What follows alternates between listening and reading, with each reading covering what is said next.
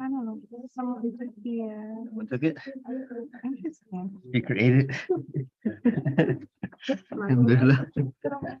It's one of those things that just goes missing. You're gonna stay?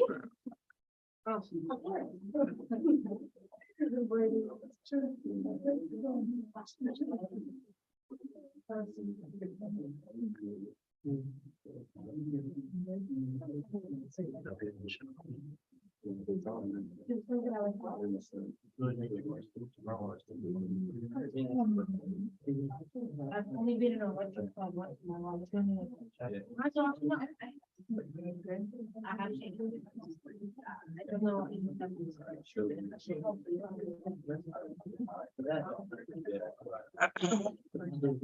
Okay, let's get started. Ready? Right? Okay. Bismillah ar-Rahman ar-Rahim. Alhamdulillah. Wassalatu wassalamu ala Rasulillah wa ba'd. So let's go back one verse because our stream got cut off here. So we'll start at 241. So Allah subhanahu wa ta'ala says, after أعوذ بالله من الشيطان الرجيم وَلِلْمُطَلَّقَاتِ مَتَاعٌ بِالْمَعْرُوفِ. Divorced women are entitled to a fair gift. So this is a parting gift upon divorce, so that she can get taken care of. حَقًّا عَلَى الْمُتَّقِينَ. This is a duty on the righteous people. So people who are righteous, huh? Yeah, this is not a mic that actually, it's just for the streaming. Yeah, no, it's not streaming. Can everyone hear me though? Yeah. Okay, good. Alhamdulillah. So حَقًّا عَلَى الْمُتَّقِينَ. This is a duty on the righteous people. So what that means is the requirement. Now, what's interesting is that even though it says that it's a requirement and the language says it's a requirement, the scholar said that this is something that is recommended. It's not a requirement. So what happens is, you have language sometimes going back and forth between highly recommended, it's a really good thing, Allah is emphasizing something, versus language that makes it clear cut that this is something that is an obligation that you need to do. But the point still is, nonetheless, outside of language, is that this is something that good people should do, right? Now, does this always happen? One of the reasons why it's not going to happen, and one of the reasons why, unfortunately, it doesn't happen very frequently, is because particularly in the state of California, or particularly in America, divorces are among the most contentious, right? So I think I mentioned this last week, that there's a documentary called Divorce Corp. Did I mention that? Yeah, so Divorce Corp, right? So Divorce Corporation. So it's become like, you don't find this in other countries, even in other Western countries, in Scandinavia and stuff. You don't find the amount of animosity and fighting that goes on with lawyers and judges and all sorts of things like that. You don't find that at the same level as in America. So there's something about the system. If it breaks down and things get ugly, then guess what? No one wants to say, there's no duty left on me, right? Because things have gotten so bad and so ugly. What's the point of doing something like this afterwards? So that's a cultural problem that we have in America. And then Allah subhanahu wa ta'ala says, كَذَلِكَ يُبَيِّنُ اللَّهُ لَكُمْ آيَاتِهِ لَعَلَّكُمْ تَعْقِلُونَ. This is how Allah makes His revelations clear to you so that you might reflect. Meaning, if you just look at all the verses that we just talked about, Allah's talking about all these rules of divorce, right? Which is connected to the family. And I was saying that, the young kids here, they probably know more about divorce than like high schoolers and college age people, like in all of their schools, right? Been coming in, attending these last few things. Why is it so important? Because there's so many verses about the family system. The family is the core of society. And when family breaks down and it's completely dysfunctional and it's not being regulated properly, your society is going to break down. And that's what Allah subhanahu wa ta'ala is saying that He's clarifying His revelations, meaning He's explaining to you the rules, He's explaining to you the etiquettes, not only the rules, what should be done, who should be the best person, who should step up, and all of these other etiquettes in order to preserve the idea of the family system. Because when family breaks down, society will break down. And this is what we see happening in many places in the world. Right, so that was the last section that we covered from last week.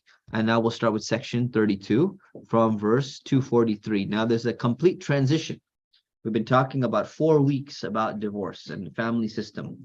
And now all of a sudden, Allah subhanahu wa ta'ala switches over and he kind of switches back. There were some verses about fighting and there were some verses about warfare. So now Allah subhanahu wa ta'ala switches back into some of those verses with a story. It says, أَلَمْ تَرَ إِلَى الَّذِينَ خَرَجُوا مِنْ دِيَارِهِمْ وَهُمْ أُلُوفٌ حَذَرَ الْمَوْتِ. Have you not considered those who fled their homes in the thousands to escape death? Right. So the reading into that is, have you, usually when there's a singular you, it's referring to the Prophet, peace be upon him. This is one exception to the rule. Here, you means you, listener, right, or reader, right, if you're reading in the Qur'an. Have you not considered the story about people who fled their homes in the thousands? Just imagine thousands of people running away from their city, and they're all just leaving. And why? Because they're afraid that they're going to die. Now, what's the story of this, right? There is no clear-cut hadith of the Prophet, peace be upon him, which explains exactly what this incident is about. So it's kind of just giving a very general story about, hey, in the past, in the distant past, there was a group of people and they all ran away from the city. Now imagine thousands of people, they're all just fleeing. Now, why are they fleeing? The scholars explain, they said most likely these people are refusing to fight off an enemy. They're like an enemy's coming to attack the city, or there's something else going on, and they get all scared and they just run away and they abandon the city. Now, why would you run away? They're afraid of death, right? They don't want to die. So they're running away in order to save their lives. They think they're going to save their life this way. And then what does Allah say? فَقَالَ لَهُمُ اللَّهُ مُوتُوا ثُمَّ أَحْيَاهُمْ. That Allah said to them, die. Meaning, and they died, right? So how did they die? We don't know how they died. Either they died of some disease, or there's another interpretation, which I'll tell you in a moment. And then, ثُمَّ أَحْيَاهُمْ. And then he gave life to them, right? So there's two interpretations of this verse. Usually I don't go through interpretations, different opinions in this class, but this is one of the verses that we need to go through it because it's a really big difference here. And there's no clear-cut explanation in any of the hadith or anything. So one explanation is this was a miracle from Allah. There was a group of people, they were supposed to do something, they're supposed to fight off this enemy that's coming to attack them, and they were all a bunch of wimps, and they were cowards, and they ran away. And when they ran away, they thought that they're going to save themselves. And what did Allah do? Allah sent down some illness or plague or disease on them, and they all died anyways. And then he brought them back to life, and he says, see, lesson for you. You guys thought you could escape death by running away because you didn't do what you're supposed to do? Well, guess what? I could just kill you anyways. So that's interpretation number one. Interpretation number two is that this is talking about the people of Prophet Musa, Prophet Moses. Now, the people of Prophet Moses, they were told by their prophet that, look, there's a group of tyrannical people here in the city, and Jerusalem, the sacred city, holy city. And we need to go, and Allah has commanded us that we need to go and we need to fight. And yes, we're going to lose some lives, but this is something that needs to be done because we can't be roaming around in the desert and these people are being oppressive in their city. So we're fighting a group of people who are oppressors. What happened? The people were wimps. They were cowering. They all ran away and they didn't do what they were supposed to do. So then when Allah says to them later on, die, it means that they figuratively died, meaning that entire generation of those people, they all ended up dying out, the whole generation. In fact, even Prophet Musa had to die. Everyone from that whole generation who refused to fight and they were wandering in the desert, over 40 years, they all had to die off. And then he gave them life again. Giving them life again meant that he raised a new generation of people who were not cowards like the majority of them, and they were willing to fight, and that's what happened. And then the whole history of the Israelites changed. So these are two interpretations of the same verse, but the lesson is the same. And the lesson is that when you're supposed to do something, Allah wants you to do something, and it's the right thing to do, and you think you can somehow escape death by running away. Right? And you're supposed to do something, it's the right thing, but you're like, no, too difficult for me, it's too hard, I'm going to run away. So you know what? Allah subhanahu wa ta'ala will give death whenever he wants. You can't escape it. It's going to happen whenever he wants it to happen. Then he explains, Inna Allah ladhu fadlin ala nasi walakin akthara nasi la yashkurun. Allah is generous to people, but most people are ungrateful. So meaning that Allah is, He's not testing you with so many things all the time. He gives you a lot. But many people are ungrateful. When it comes time to do what they're supposed to be doing, a lot of people, they won't do it. They're very selfish and they're caught up in their own life. So now the reason why this is being revealed, right? There's going to be a little bit more of this story. The reason why this is coming is because, remember, we're covering Surah Al-Baqarah. Surah Al-Baqarah was revealed during what time? Meccan phase or Medinan phase? Medinan phase. When Surah Al-Baqarah was being revealed, was it early Medinan, most of it, early Medinan, middle Medinan, or late Medinan? Late Medina? Some verses are from late Medina. Most of it is from the early Medina period, right? So what's happening in the early Medina period is that we have the Battle of Badr coming up. And the Battle of Badr is very similar to some other battles that happened in the past. People are afraid. The first time they're going to be fighting. This battle is going to play a really big role. Some people are going to be scared. So now we're getting stories about past nations who were afraid to fight. And now the Muslims it's going to be like a lesson to the Muslims. Don't be like those people. Don't make the same mistake that those other people did. Be like these other people. So they're going to give you some bad examples. They're going to give you some good examples. So that's what motivates people, right? You get a good example and you're like, that's my role model. You get a bad example, you're like, don't be like that. Loser, didn't get anywhere. So Allah's going to give both examples. This example, the losers. Don't follow them. Don't be like them. Next example. وَقَاتِلُوا فِي سَبِيلِ اللَّهِ وَاعْلَمُوا أَنَّ اللَّهَ سَمِيعٌ عَلِيمٌ. Fight in the cause of Allah and know that Allah is hearing and knowing. So now it's coming to the Battle of Badr. So when it comes time to fight in the cause of Allah, you should fight in the cause of Allah. And know that Allah is hearing and He's knowing. Now, if you look at the previous one, you can just kind of imagine what those people who wimped out and they chickened out, we didn't even use the word chickened out, right? Because what do the chickens do, man? It's not their fault, right? So I don't know why it's called chickening out, but they wimped out basically, right? So Allah is hearing. So He hears every single word that you speak, whether it's good or bad. Now, what are the good words in the context of war? Allah tells the people, you should supposed to go and fight these people. These are bad people. They're coming to attack you. Defend, your children, defend your family. And the good words would be, you know what? We got to do what Allah says. You know what? Come on, guys, we can do this. The bad words would be, no, man, we can never stand up to this army. They're too powerful. We got to get out of here. We got to save ourselves. So people will start uttering these good words and these bad words. And Allah is reminding us that Allah is hearing of all these words that you utter.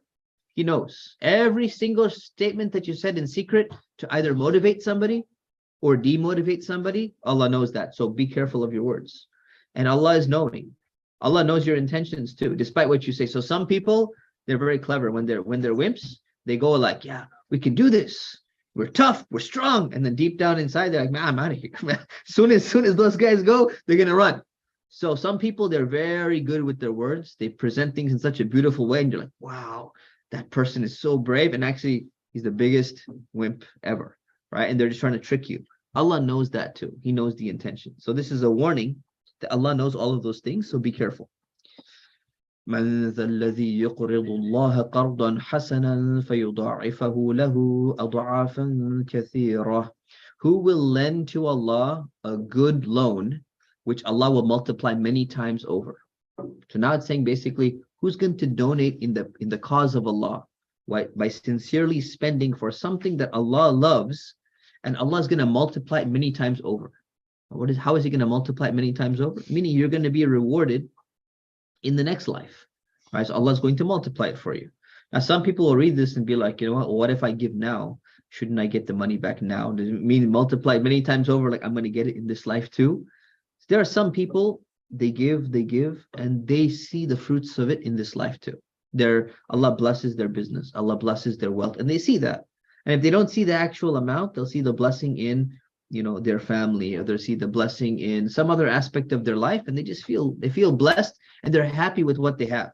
So when you give for the right cause, Allah brings barakah or blessing into that. Now here, Allah is really motivating people to spend in the cause of Allah. And here it's in the context of warfare. So it's general. Allah didn't say spend for war, right? But there's an aspect of spending in the cause of warfare, because in order for a fight to really take place, a real battle to take place, and sometimes we've talked about, war being sometimes necessary, just the way the world functions. There's two things that are required. Well, many more things, but two main things that are required.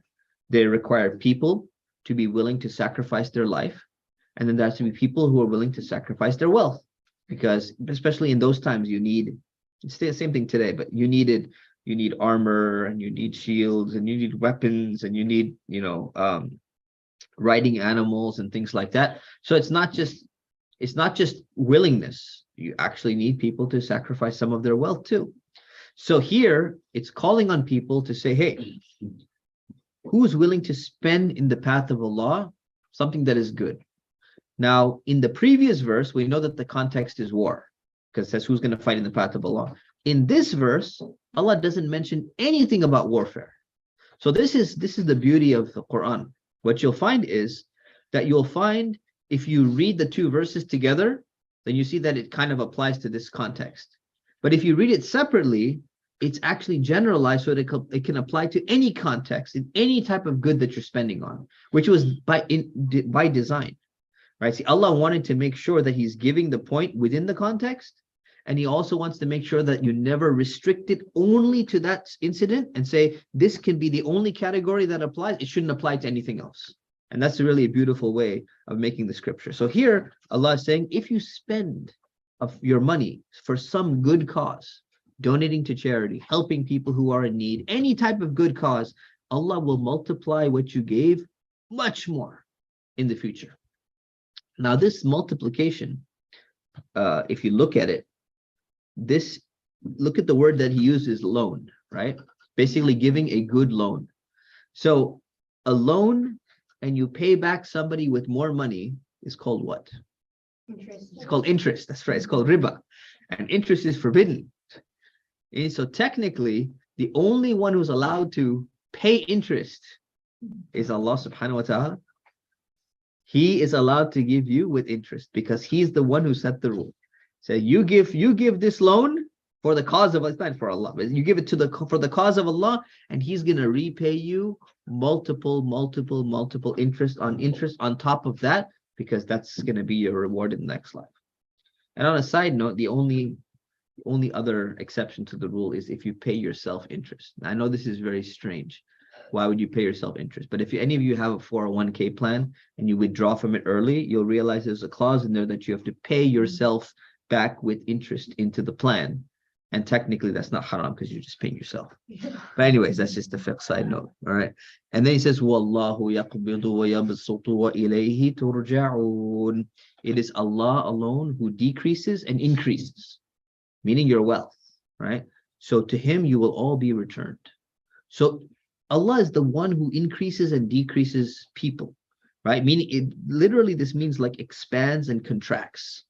So meaning He expands your wealth and He contracts your wealth. He's the one who's going to cause the increase and decrease in your wealth. So you shouldn't be afraid that, if I spend in a good cause, then I'm never going to recover this, and this thing is going to happen, and all sorts of things. Then get that out of your mind. In reality, Allah is in control of everything. So don't be afraid to spend in the right path, in a path that is righteous for the cause of Allah subhanahu wa ta'ala. ألم تر إلى الملأ من بني إسرائيل من بعد موسى. I gotta move this. I don't have this memorized. من بعد موسى إذ قالوا لنبي له مبعث لنا ملكا نقاتل في سبيل الله. So have you, again referring to the listener, not reflected on those chiefs of the children of Israel after the time of Prophet Musa, meaning after Prophet Musa has passed away? They said to one another, they said to one of their prophets, and his name was Samuel. We know it from history. I'll tell you in detail, inshallah. They said to him, appoint for us a king so that we can go fight in the cause of Allah. Now we're talking about a completely different incident, right? So now this is after the time of Prophet Musa.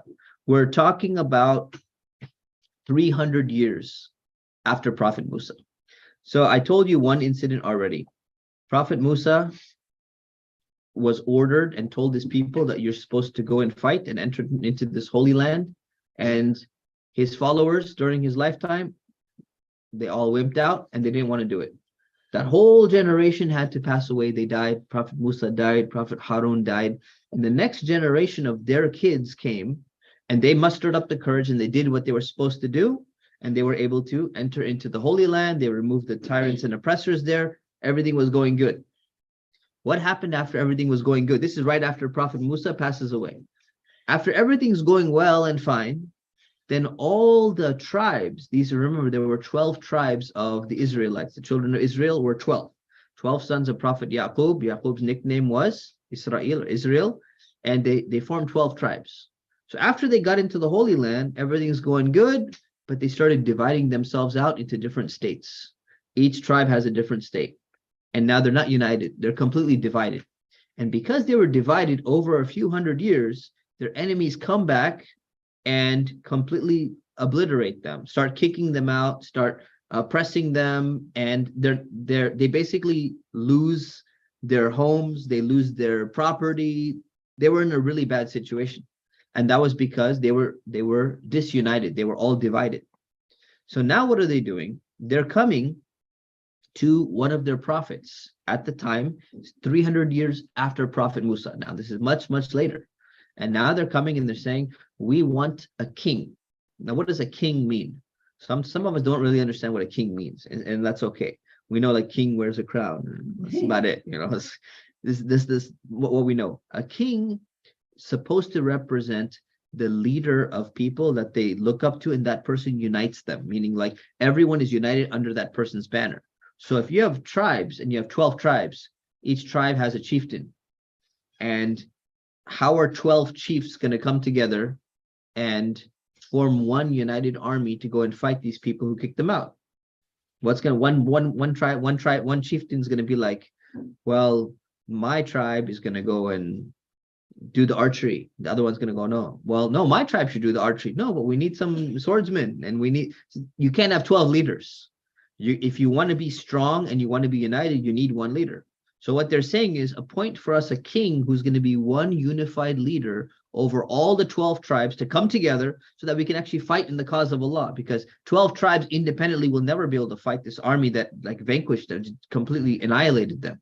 So that's not going to work. So they're asking, can we get one leader? They're asking their prophet, give us one leader who can unite us all, and then we can actually go and, get our property back. And we have so many, we've been kicked out of our land. We've been oppressed. So how can we stop this oppression? قال هل عسيتم إن كتب عليكم القتال ألا تقاتلوا. He said, what if you're told to fight, but you don't? Right? Meaning that the prophet, he understood. He realized that there's some weakness in the people. So, and he's obviously learned from history. Prophet Musa went through the same thing. So he's going and asked them, what would happen if we appoint a king, but then you're like, you don't want to do it because you're afraid, you become, you become wimps, you become cowards, and you're like, we're not going to do it. Just like what happened to Prophet Musa. What are you going to do then? Like, how do I know that you're really going to do it? Like, convince me that you're telling the truth and you're not just talking. And this is a really good lesson, by the way, because if you're a leader, and the prophet is a leader he's not a military leader, this prophet, but he's still a leader among his people.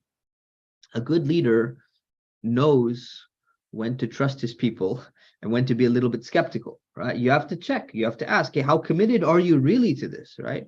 Before I do something, I need to make sure that I have, your word, you're really going to do it. So how do I know you're going to do it?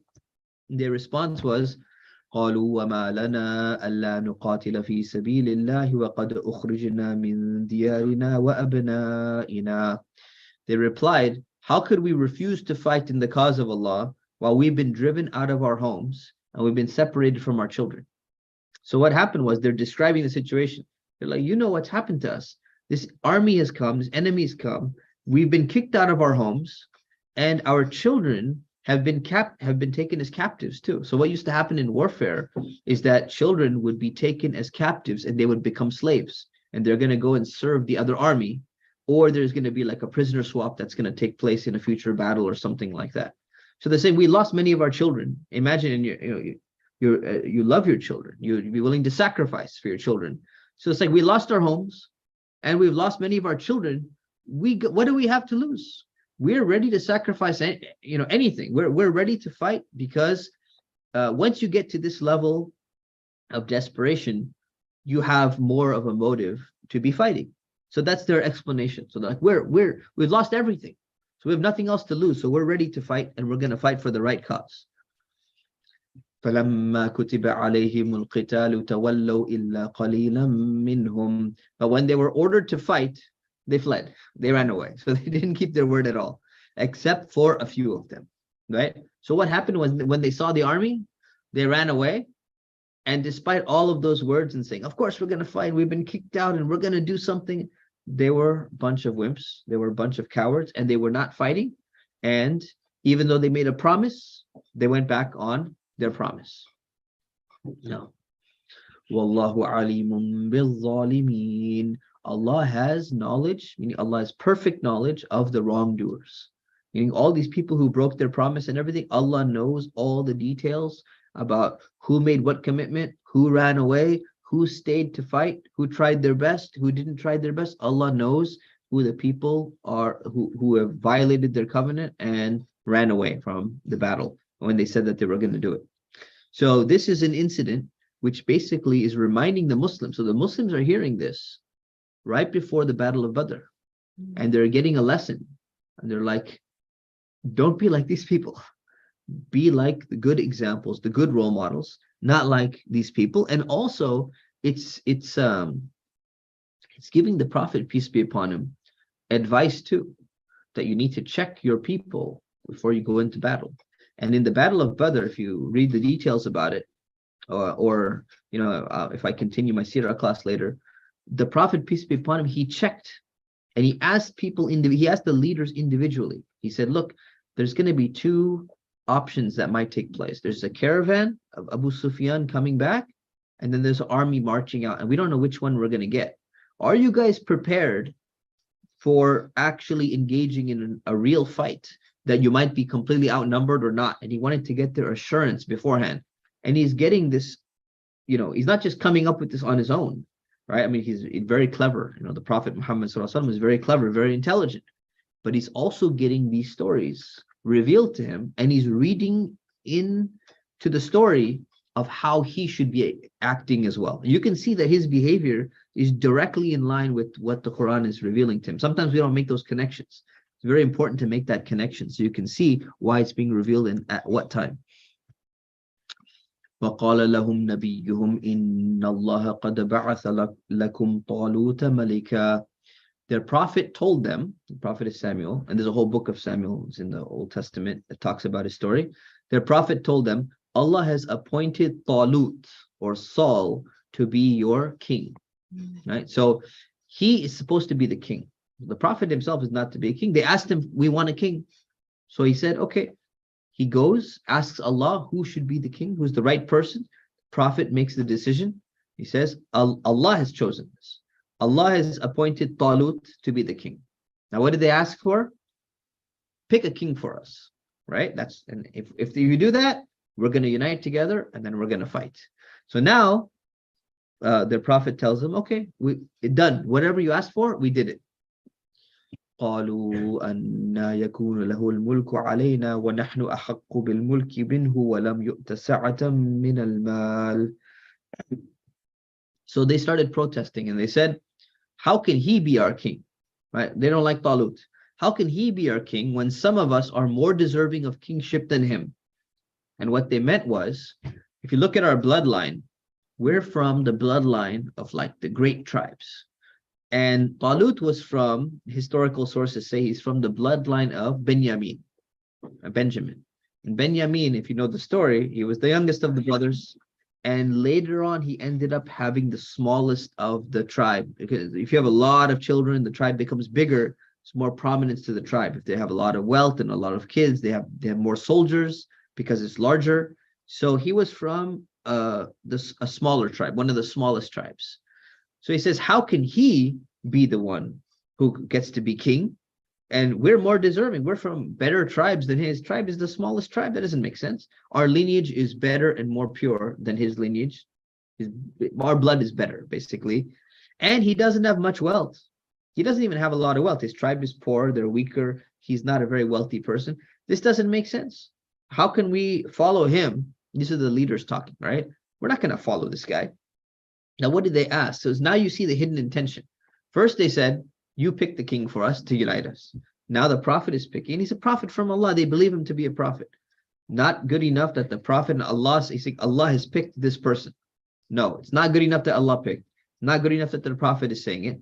And we don't like the fact that he's not wealthy, and we don't like the fact that he's from a small tribe. And what are they saying? You can see their intention in their words. Over us, meaning one of us are special, wealthy, noble people. We should be one of the leaders. So they're sitting there, they already have this arrogance about themselves, right? And this is a beautiful lesson that Islam teaches, that it doesn't matter what wealth you have.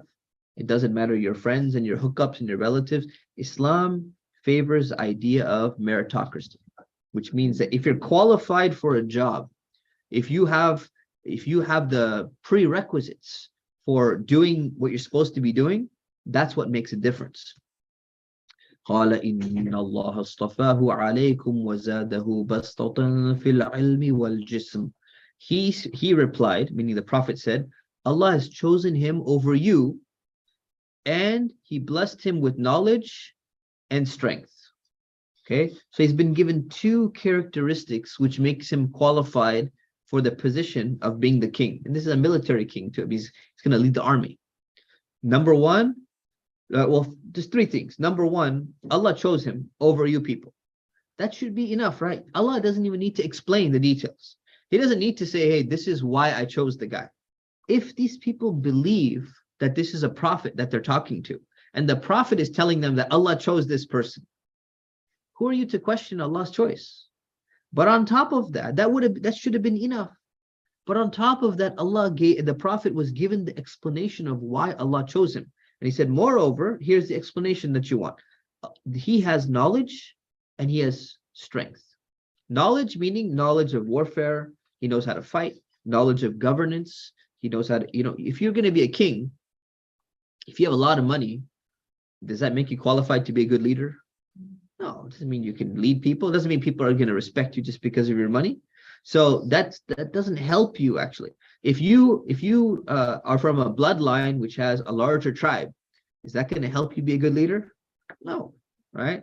It doesn't help at all. So you need to do the job. If somebody says, we need to paint this room, and you say, well, I have I come from, a family where there are 5 presidents of my country where I come from. Like, that's great, but that's not going to help you paint the room. That doesn't mean you have any experience. Doesn't mean you know what you're doing. It's not going to help you do the job. So saying basically these are the two things that are going to help him do the job.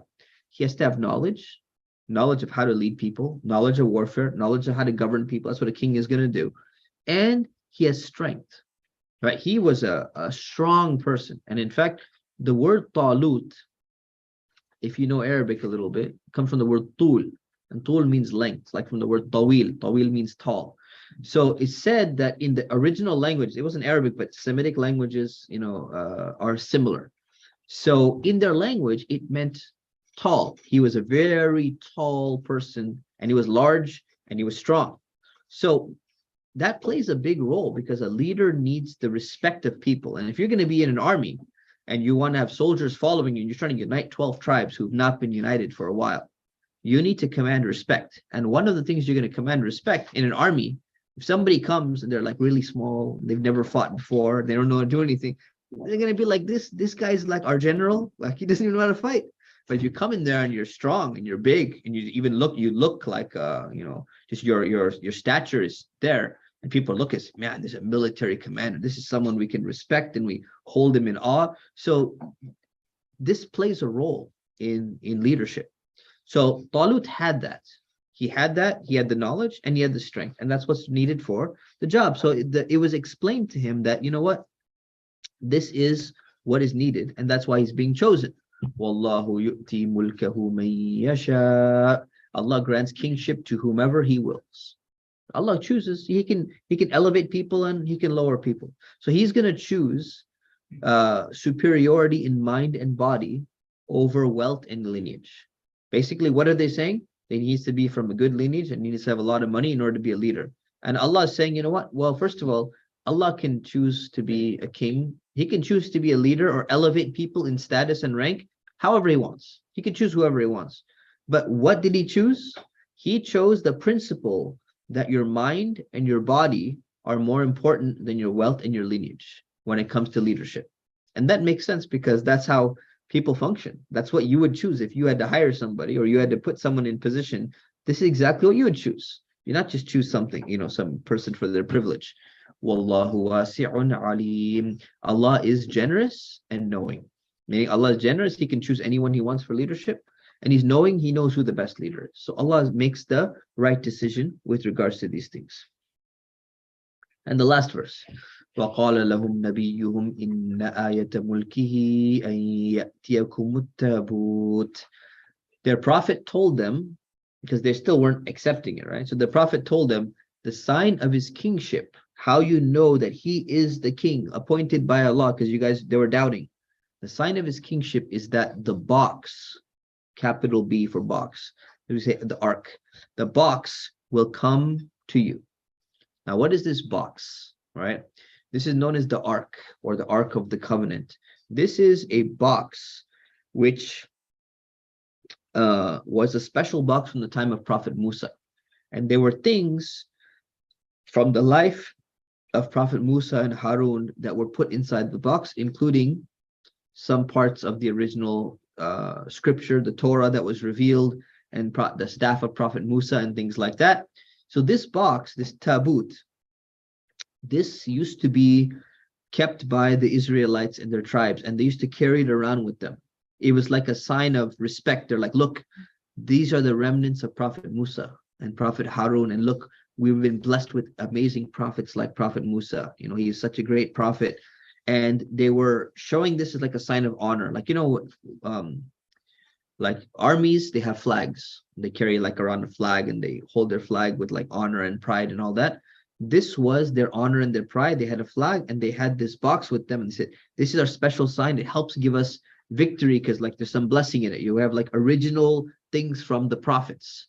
So they would take it around with them. Now, when they were divided and these enemy kicked them out of their homes and enslaved their children and all that stuff, they even lost this.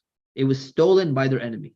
So they lost their pride and their glory of the box of what the previous prophets used to have. They called the ark, right? So how many people heard the word ark before? So you're familiar with the ark, yeah. Is it because of Indiana Jones or unconnected to India? It's because of Indiana Jones, right? Prophet, okay. Oh, that ark. Oh, no, not the Prophet Nuh ark. This is different. The Ark of the Covenant is different, right? So this all is Indiana Jones. This is all Hollywood programming. But outside of that, people will only know the word ark if they watch movies growing up or if they attended like Bible study school or something like that. Other than that, just stick with box. That's why I translate it as box. Right? Otherwise, ark can get all confused. Right. So, anyways, so this box, this is going to come back to you. Now I say, how is it going to come back to you? You haven't even fought your enemy yet. You don't just all of a sudden go and get like something, that prized possession that's been stolen from you. You don't just all of a sudden get it back from your enemies. Like, it doesn't work. But it's going to come back to you to show that he's a king. فِيهِ سَكِينَةٌ مِّن رَبِّكُمْ وَبَقِيَّةٌ مِّمَّا تَرَكَ آلُ مُوسَى وَآلُ هَارُونَ تَحْمِلُهُ الْمَلَائِكَةُ. It contains peace of mind from your Lord. Why does it contain peace of mind? Because that box reminded them of Prophet Musa and Harun. It's like, your relative passes away and you have like a diary of theirs and you're like, this relic, this every time I look at this book reminds me of my grandmother or my great grandmother or grandfather or something like that. It reminds you and it brings you peace, and I remember all the good things about them. So they had this box, and it was reminding them of Prophet Musa and Prophet Harun and all the other good things that happened in the past. So it contains peace of mind from your Lord and relics, right? Baqiyah. So relics are the staff, the fragments of the tablets that were there of the family of Moses, of Musa, and the family of Harun, the family of Aaron. And it's going to be carried by the angels, right? So the box that you guys lost is going to somehow come back to you, and it's going to be carried by the angels. And when that happens, that's going to be a sign that Talut is your king. So stop arguing and making excuses, and you realize that Allah is giving you like a sign that, hey, look what you got back. You guys are now ready to fight. You got your king, you got your box back. You just got to have the courage, and you got to go. So this is what happened. So if you look at the books of history, and this is mentioned in the Old Testament as well, is that something happened within the enemy ranks. They got some kind of disease or illness, and they started thinking, man, this thing is a bad omen. Just got to get rid of it. So they put it on like a carriage, and they sent it out in the wilderness. And somehow it managed to arrive right back to the Israelites. And that's what it's saying. The angels were guiding that carriage to have it received back. And it got received by the prophet and by Talut. And they're like, look, we got our box back. This is not some normal occurrence that's going to happen. This is a miracle from Allah. And he's giving you guys a sign that you got it back, and you haven't even fought yet, right? You got it stolen away from you, and now you get it back. So he's saying this is the sign that he's supposed to be your king. So stop arguing and be ready to fulfill your word. Inna fi dhalika la'ayatan lakum in kuntum mu'minin. This is a sign for you if you truly believe. Right? So finally, they accepted Talut as their king. And we're going to see next week that they say, okay, we're ready to go and fight. And we're going to see what happens when they get ready to go. Okay. Questions? Yes. Is there a story to the prophet Samuel? Yeah, there is, not mentioned in detail in the Quran, but it is in the Old Testament. Indeed. And also, are there other prophets that are not mentioned in the Quran? Yes, there are many prophets that are not. There's a prophet was sent to every people, so there are thousands. Mentioned by name. What's that? Are there any prophets that are mentioned by name, but it's not in the Quran? Yeah, there are a few. Oh. And also, is the box of Prophet Musa, still around? That's a good question. Yes, I forgot to mention that point. So it is said that what happened with this box later on is that it went to Prophet Suleiman when he became the king, and he had the temple and the palace and everything. It was kept with him. And then after his reign, his temple got buried. So there's still the Temple Mount today, and this is where Masjid al-Aqsa is. And there's still claims that maybe it's still there in the foundations of the Temple of Suleiman. But there's a lot of problems going on over there in the world right now, and the excavations are also problematic, and so many other things. So we don't know really if it's there or if it's not there. It might turn up, it may not turn up. Only Allah knows best. And how do we know that Prophet Samuel, like how do we know his name? From the historical sources and checking with the biblical sources. Oh. Yeah. So from what I researched, Pharaoh was the Ramsey the first or something like that, the second. Yeah. And then so how does Talut fit in that? Because after Ramsey, they thought it was like a bunch of other like tyrannical rulers that were the kings that came after that. Is that right? So we're talking about the king over the Israelites, Oh, not over the Egyptians. okay. Where Egypt is done. So wasn't Ramses Pharaoh? Yeah, but this is way after. That was 300 years before this. Oh, This is 300 years after Musa. Oh, okay. Yeah. Okay. So I mean, I have a much longer answer to that question, but that's unconnected. So but this is 300 years after Musa. So nothing, no connection. And we're talking about Pharaoh here, the king. We're not talking about the king of Egypt. Egypt has nothing to do with any of the story. We're in Palestine. We're in Jerusalem right now. We're in this region. Yes. I have one more question. Is Talut a prophet? Talut is not a prophet according to most scholars. Oh. So you can still be a king and not be a prophet. Okay. Other questions? Yeah. So Prophet Muhammad Sallallahu Alaihi Wasallam was part of the Israelites. No, he was from the other line, actually. So Prophet Ibrahim had two sons.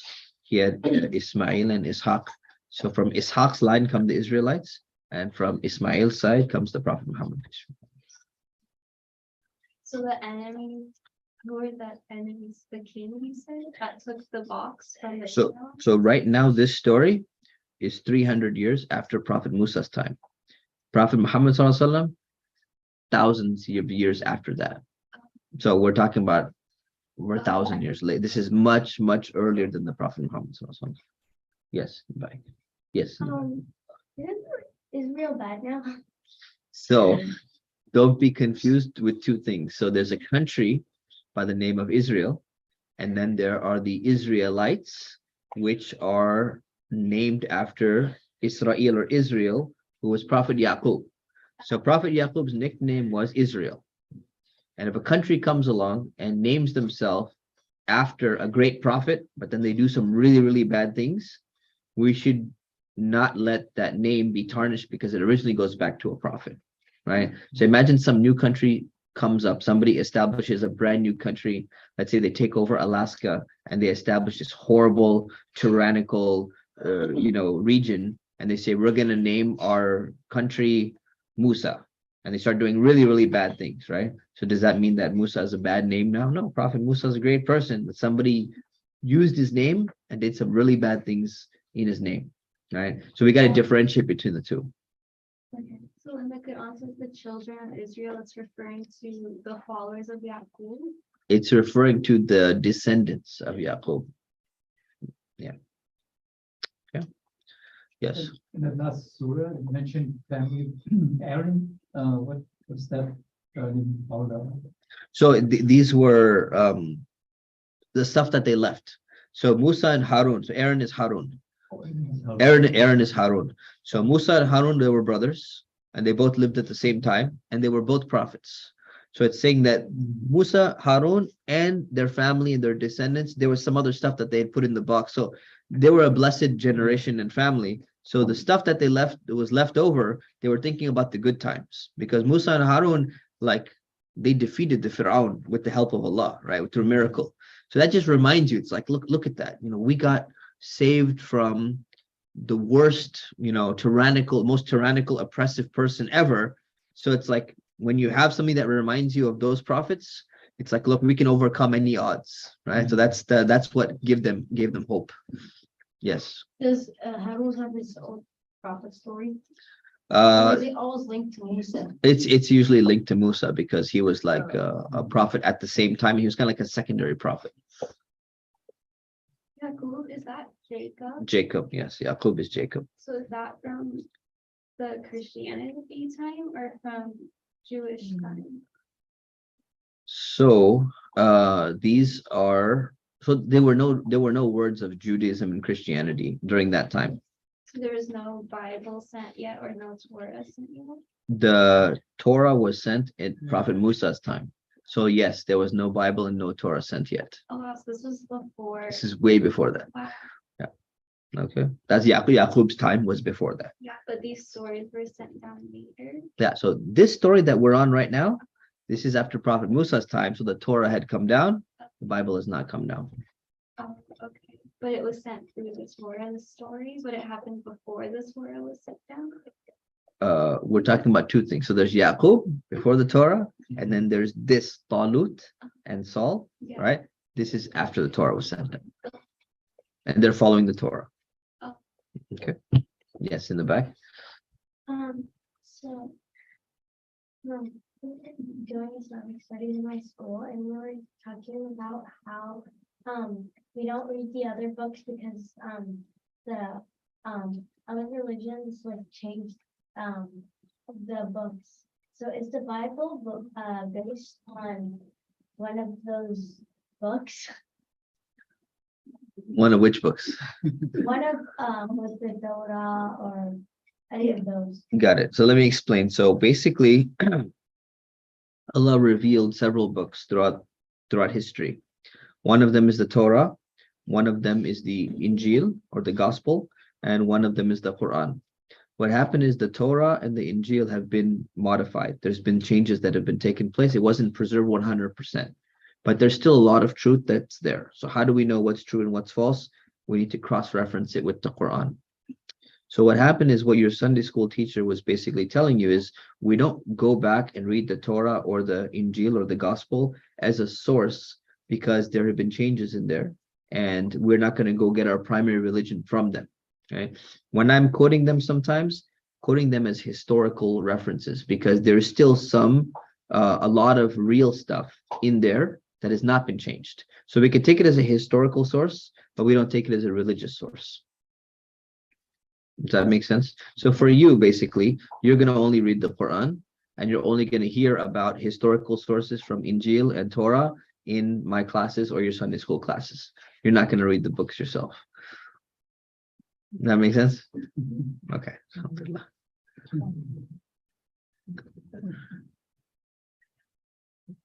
And you're like, alhamdulillah, 2 less books to read.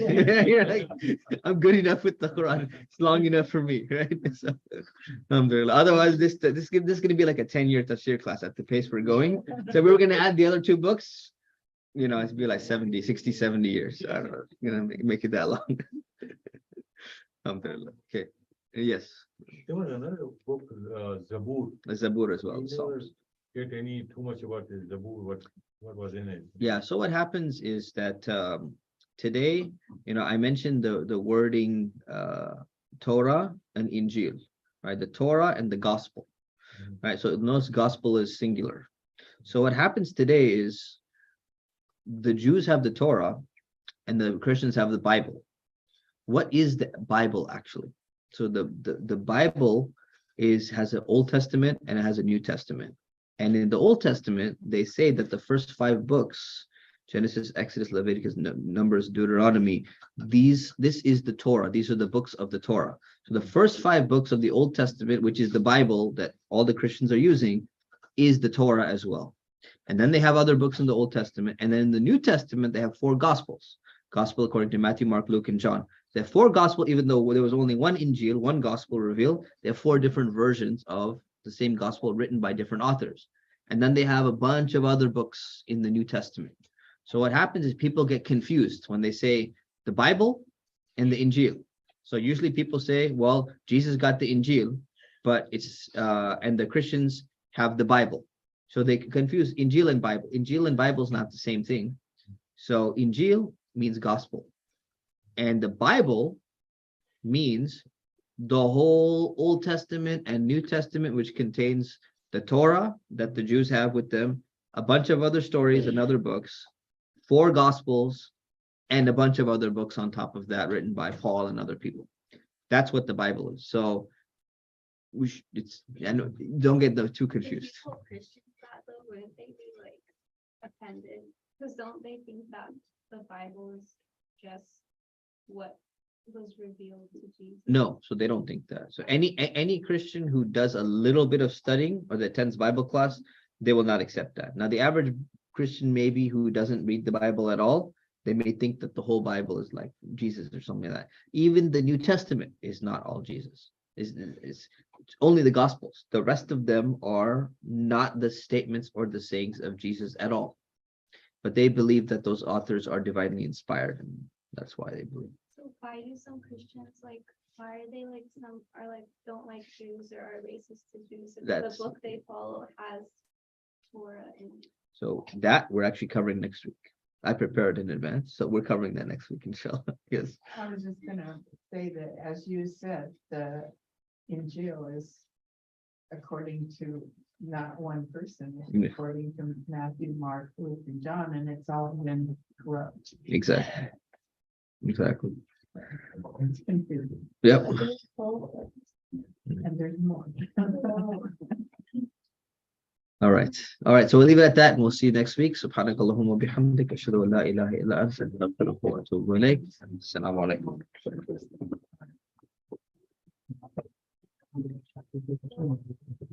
Okay. Sabab.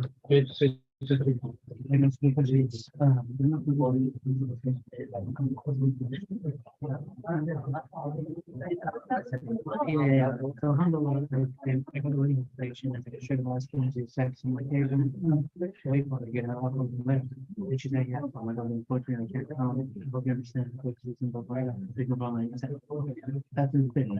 Dude, last night I was reading, I would read my complaint, it's been in the back of my mind, like, can I push it off, like, I'm letting, when I saw them in person, I didn't sit there and like, reading, and that's what I had to do last night. Not in a bad way, just like you see, you're gonna make this guy. And that's it, right? Then I wake up. And I'm like, I'm like, this is not. I have to go. And then, I'm like, go with the whole, basically, we just, I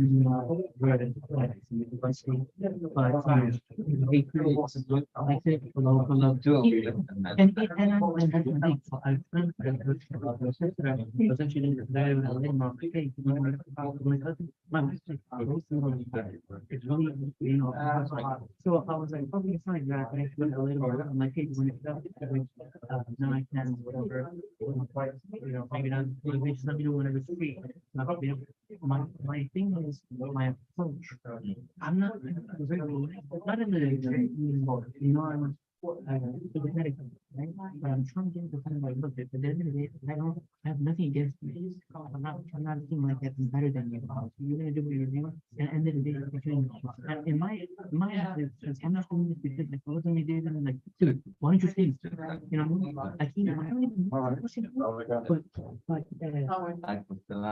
but my point is, what is your way of my wife was like, the only thing you could say because she always get much she's getting married in I think during Ramadan too.